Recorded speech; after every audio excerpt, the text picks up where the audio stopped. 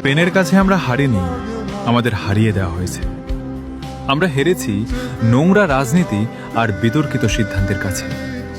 এই হার শুধু মাঠের 11 জন খেলোয়াড়ের নয়, এই হার বিশ্বের কোটি কোটি আর্জেন্টিনা সমর্থকের বুকের ভেতর রক্তক্ষরণের গল্প।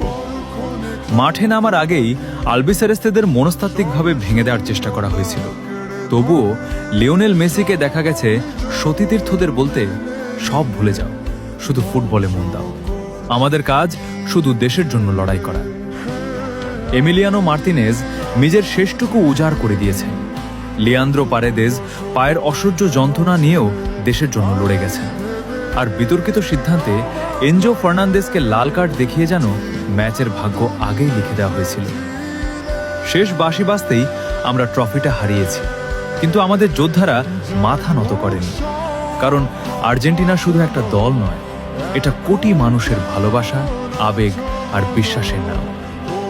আমরা আবার ফিরব, কারণ আলবিসেলেস্তারা হার মানতে শেখেনি।